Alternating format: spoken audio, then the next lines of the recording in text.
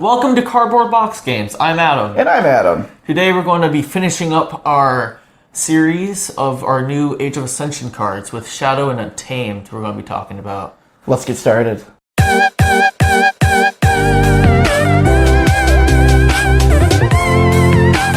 Alright, so with the cards that have been revealed so far, we're going to finish them up, but there are going to be constantly new ones revealed over the next couple months. And be on the lookout for videos to see how we are thinking about those cards. And I also am excited because I think we should pre-order a bunch of these from fans. Should, yeah. And I'm actually thinking about pre-ordering the starter set, so we can show that on video as well too, and talk about it on our podcast. Anyway, let's jump right into this and get going. So the first card that we're going to talk about is called Furtive Investors. And I love the name Furtive Investors, by the way. It is an action that gives you an amber when you play it. Shadows. Okay. If your opponent has more amber than you, gain 1 amber for each key your opponent has forged. All right. Do you understand what that card does? Yes. All right. 1, 2, 3. Yeah, we're both thumbs up on that card. The fact that it gives you 1 amber for playing it is good. Awesome, yeah. But then if your opponent has more amber than you, how many forged keys he has, you gain more amber. You could get an additional 2. Mm-hmm. And it's not like more keys than you. It is just more how many keys he has in general. Yes. So the most you could get there is 2. Maybe you get 1 and this card gives you 2 amber. I think it's going to be a fun card just to kind of just to gain amber and figure out when the right time to play it is. Mm-hmm. I don't think it's super powerful though, which I'm so far with 1 card down, I'm super happy to see. All right, next card. Shadow, 1 power creature. So I'm thinking probably pretty powerful creature if it's 1 power. Yeah. It's called Lamindra, and it's an elf thief. Elf thief. And it has elusive, and it has deploy. Oh, and if we remember the deploy ability, you can put it anywhere in your line. Yeah. So it has elusive and deploy. For a 1 power creature, that's probably very important, the elusive. And its neighbors gain elusive. Wow. That's insane. Yes. All right. 1, 2, 3. We're both thumbs up on that card. I'm super excited about playing Lamindra. That card sounds awesome. Like if you can play it anywhere on the board, then the neighbors get elusive, and then you can protect them more.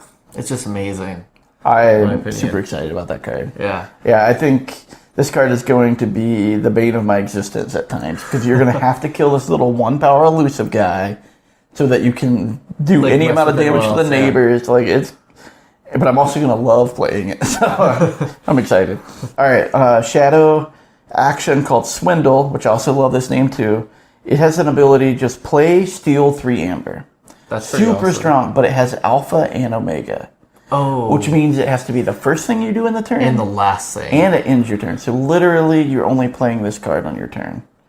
Let's see where we are on this one. 1, 2, 3. Wow, we're both neutral on that card. Yeah. I mean, I'll let you go first. I just don't know how it would feel like you steal 3 amber. That's awesome. But then that's the only card you can play. I'm just not sure about that card, because I feel like I would like to do more on my turn. I think stealing 3 is super strong. Yes. I think stealing in general is strong. But man, alpha and omega, I would be okay if this was an alpha card. Yeah. But man, putting omega on there too. Or even just omega card, where you have to wait for the very end of your turn to play this. Mm-hmm. Man, I just feel like this card is going to just feel painful to have in your hand. Yeah. There are going to be times that you have to play it, and you're going to be like, oh, that's all I can do my turn. You can't reap. You can't unstun your creatures. You can't do anything. You can't even discard cards from your hand, because Alpha says you have to play this card before doing anything else. So, I don't know. I'm going to have to just see where Swindle ends up falling. All right, next one. We have a Throwing Stars action in Shadows. Play it. Deal 1 damage to up to 3 creatures. 1, 1, 1. That's cool. Gain 1 amber for each creature destroyed this way. And you can also do damage to your own creatures if you want. Yeah. So best case, you do 3 damage and you gain 3 amber. Worst case is you do 3 damage and you gain no amber. Is that an artifact? It's an action. It's an action, okay. Okay. 1, 2, 3. Both neutral on that card. Mm-hmm. I don't think it's too strong. I think it's going to have its moment. You got anything on that one? Yeah, I don't really feel like it's that powerful, but if you have a good deck, like with Bad Penny in it, then Oh it my could be gosh, good. that would be so much fun. Yeah. Yeah, because you could like at least kill your own guy and then play it again. And gain Amber too, with it. Here's another one on that same vein called Whistling Darts. It's an action. What I like about this one is it gives you an Amber when you play it. That's cool. When you play it, do 1 damage to each enemy creature. Wow. So for sure you get 1 Amber. Yeah. And then on top of that, you do 1 damage to each enemy creature.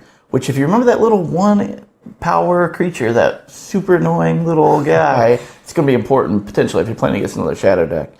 All right, where are you at on this card? 1, 2, 3. So Adam's thumbs up. I'm neutral on it. And actually, maybe I'm a little more excited about it. Because there are ways you can stage the board to just... and wait a minute, wasn't there a card... That heals 1 damage from each creature. That's some Sanctum. Sanctum, yes. If you compare this with ways... To do cards like that. To do cards that affect based on the number of damage creatures your opponent has... Yeah, I think this card has a moment. This has potential to be really strong. And, I mean, destroys a lot of 1 power elusive creatures that are super hard to get a hold of. Alright, next one is a creature, 5 power, which is actually pretty big for Shadows, actually. I mean, there's a few 5 powers that I played, but most of them are in the 2 and 1 and 3. Anyway, this is an elf thief called Yancey Gang. When you play it, it doesn't do anything, but its action is steal 1. Oh, that's pretty cool, I think. It is, so it's almost like Reap, you steal 1, but its action steal 1. It's like the discard that's 5 powered, and its action is steal 1. I forgot. That's right, there is one like that. Yeah. I will say, I don't know why this is true. I might just be playing wrong, but I feel like I don't use actions as much as I should. Yeah, I don't really use them either. I feel like I'm always like fighting. Reaping. Or reaping, but in this case you just use your action instead of reaping. Alright, anyway, let's see where we are on this. 1, 2, 3. We're both neutral on this card.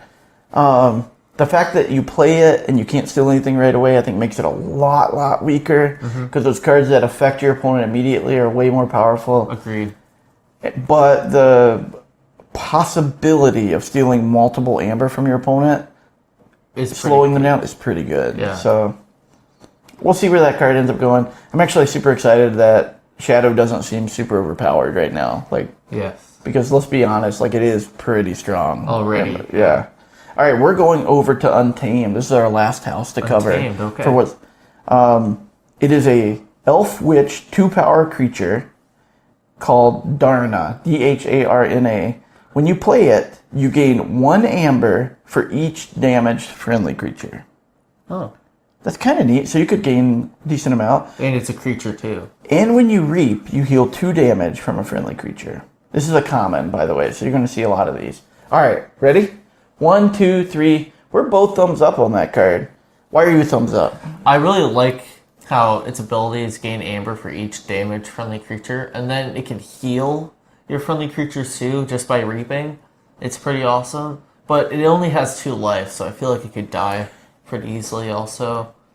I'm right there with you. The playability is so strong on this card, potentially. The ceiling on that is incredibly high. Mm-hmm. The healing is just kind of like a cool thing. But, okay, let's say this is where I'm thinking about this card. And maybe I'm talking about this a little too much, so we can keep going. But if I'm looking at my opponent and he has Darna sitting out there, he's already played it. He's already gotten the big ability off of it. Am I going to be going out of my way to kill that card? I don't know if I will. Because I think I'm going to be like, oh man, this card's more powerful. This card's more powerful. So I think this card becomes like a reaping machine and a healing machine. Anyway, I could be way wrong, and maybe this card ends up being super powerful. But I think the playability is incredibly strong. It is pretty strong, yes.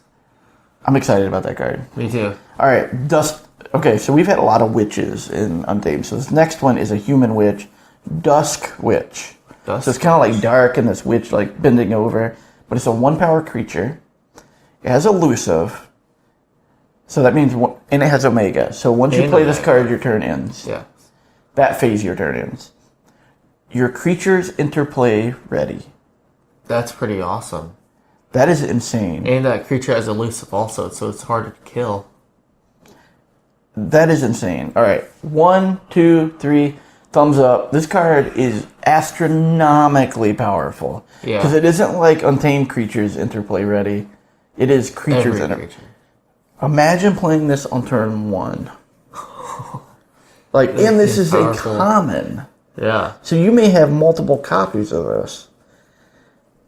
I feel like that's a really powerful card. It is. The Omega has to be on this card. Could you imagine if Omega wasn't on this card? Like, you would play this and just dump a bunch of creatures? Like, oh my gosh. I might be overrating this card, but I really think this card is strong. Yeah. Because your opponent's going to have to take distinct action to destroy this guy. All right. Next card is another creature, 3-power creature. 3 power. It's called Grove Keeper. At the end of your turn, give each neighboring creature +1 power counter. Every single turn. Every single turn. At the end of your turn, give each neighboring creature a +1 power counter. So they just keep getting bigger. Boom, boom, boom, boom, boom. Even him too? Nope, not him. Just Not his him. neighbors. And this is another witch, actually. It's a human witch. Okay. How do you feel about this game? This game. Well, the game we're definitely thumbs up on. Yeah. How do you feel about this card? 1, 2, 3. So Adam's neutral on that card. I'm thumbs up on that card.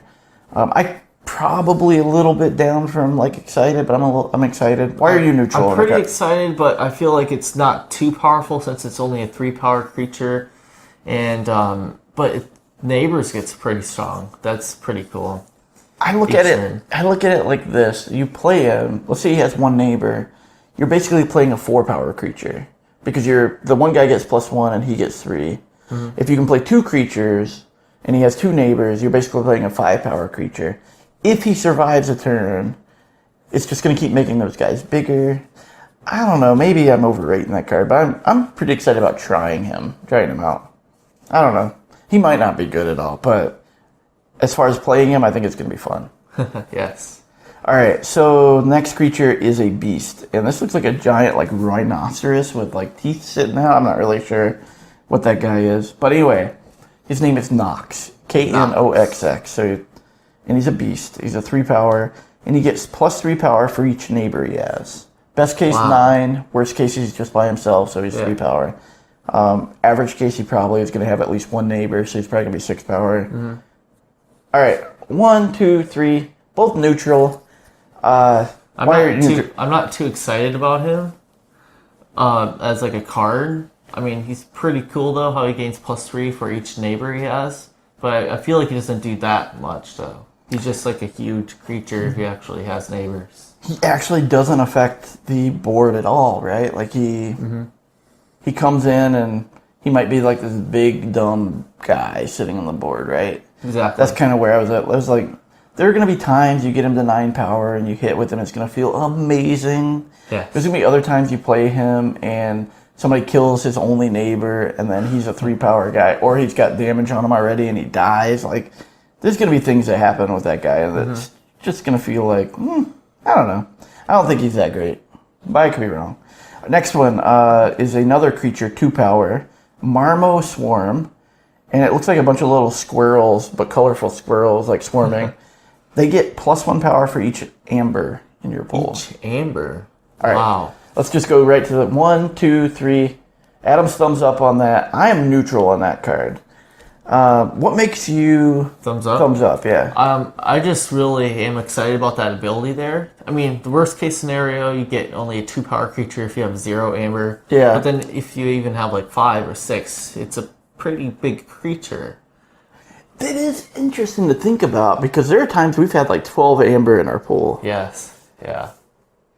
And you could like just hammer in on some of your opponent. Mm-hmm. I think this is going to change the way you think about the game a little bit. Because once he gets damage on him and you forge a key or you lose amber, he could die. He could, yes. Or they could die. It's almost like multiple creatures, Marmo Swarm. Yeah, we'll see how that goes. I'm still neutral on that card. Again, I don't think it impacts the board very much, and I think it's going to be up to the players to keep track of, like, is he actually dead? Like, what power is he at this point? So it'll be interesting. Another creature, or another action, actually. 1 amber for playing it, so that's important. Persistence Hunting. And it's got, like, a tiger, running from a guy with like a... Oh, that's his name, Persistence Hunting. With like a spear. So you play, choose a house, exhaust each enemy creature of the chosen house. This is an action. All right. Do you understand? Exhaust each enemy creature of the chosen house. Yep. Okay. 1, 2, 3. Thumbs up. Your thumbs up. Yep. This is, I think, insanely powerful. It is incredible. In buying you a turn because it forces your opponent. You know, like if they're going to fight or use some to reap. Like if they have so many creatures of one house. It's going to force them to choose something else and do something they don't want to do. I think this just is a great, like, buy you a turn card. Yes. Especially against shadows. Because the worst thing in shadows, they get all these elusive creatures. They keep stealing from you. And you get just enough amber. And they have the ability to steal from you again. You exhaust all their creatures. You make their turn a lot weaker. Yeah. And... it doesn't affect artifacts, so that's another thing to keep in mind. Anyway, next creature. This is one we've played before. So this shows you... Oh, I know who this is. This shows you the how some cards are moving over to the new set. So there are going to be like cards that move into the new set. And this is called Witch of the Wilds, a beast witch, 4-power creature. During each turn in which Untamed is not your active house, you may play 1 Untamed card. I love this card. Like, I really love this card. I really like it too. That ability on it is just fantastic. So, I'm thumbs up on that card 100%. I'm sure you probably... Are you? I'm thumbs up too, yes. But the number on this card changes. I think it's... I don't remember the previous number, but it was like lower 300s. This one's like 369. But this shows you that, like, some cards are actually moving over to the set. And with that, we're going to end with our last conversation about legacy cards. Legacy cards. Okay. So I don't even know if I've told you about this yet, Adam. No. So there are 204 new cards in the set. 166 from Call of the Archons are making their way into Age of Ascension. 166 of them are moving over? But 204 brand new cards. So 160. Yeah. But any card from any time, from any set, can... You know how, like, Mavericks move houses? Yes. We can have what they call legacy cards that move sets. Move sets. So you can have, like, a card that isn't necessarily in Age of Ascension pop into your deck. Like a Maverick would from a different... That's pretty cool. I am super excited about that. To be fair, we have probably... I don't even know how many decks we got now. We probably have 50 decks. We literally just opened another 6 the other day. Like we did, yes. We've got no 4 Horsemen. We got no Mavericks. I think our luck for that's pretty bad, but I would be so excited to open like a card that I loved playing in Call of Archon and have it pop into like one of the newer sets and be like, I remember that card. Like Witch of the Wilds is in Age of Ascension. Yeah. But imagine like 3 sets from now it isn't, and all of a sudden it makes a legacy move into one of those. And the rarity of that is super rare. Like Mavericks are very rare. Legacy cards are very rare. So for example, say Wild Wormhole is not in Age of Ascension. Okay. But you open a deck that has Wild Wormhole in it. So you, because of his being a legacy card. That's pretty cool. Did you know about legacy card? I did not. I did not know about it. Yeah, it's. I'm excited about it. That sounds pretty awesome. I have no idea what the odds are going to be. Like 0. I have no. Is it going to be like 1 in 2,000 packs, 1 in 7,000 packs, 1 in 100 packs? I don't know what the odds are going to be for legacy cards, and I don't think they've said yet. But anyway, I'm extremely excited about this, and we'll be on top of any new updates that Final Fantasy Games makes. And is there any one particular card before we end this series that you're the most excited about? Who? I know, I'm right there with you. Like, I don't know. I'm just looking through the set here. Probably the one, I know which one I'm the most excited about now. Okay, which one are you? So I'm gonna say the one Sanctum card that's been revealed with Deploy. Oh, I love that card. Yeah, That's awesome. That might be... I love the idea of being able to change the battle line. I don't know. It's probably not the strongest card. It's only 4 power. Mm-hmm. But the fact that you could throw him in the middle of your line and just hit with a ton of damage out of nowhere just seems so strong to me. You also can sneak him in by a taunt creature, which is also pretty awesome. Let's see what other cards on here that... For me, I really like one of these logos cards here. I forgot which one it was. I know you really liked Archimedes. Archimedes, yes. That was it. That's one of the cards I really liked. Yeah, because of the way you can like play him. Like if you can get a board state, play Archimedes, and then have them run into the guys next to Archimedes, attack and kill themselves. And archive them, get them back in there. Yeah. And the fact is, he's elusive, so he probably is going to survive. He's probably going to play him. There's a decent chance that he survives. I mean, he might not, because they might have to deal direct 2 damage. But the opponent's probably going to look at that as not being incredibly powerful. But Archive is so strong. It is. I actually would love to have a deck that's really strong on Archives. That would be awesome. We have some that are kind of like skirting the edges, but not like super strong on Archives. Anyway, that's it. You got anything else? Don't forget, all these episodes are on podcasts now. Yeah, iTunes and Google and Spotify, and so check out audio versions if you're in our website, cbbgames.com. And we look forward to hearing your feedback. Let us know what your favorite cards are. And until next time, keep gaming. Keep gaming, guys. Bye. Bye.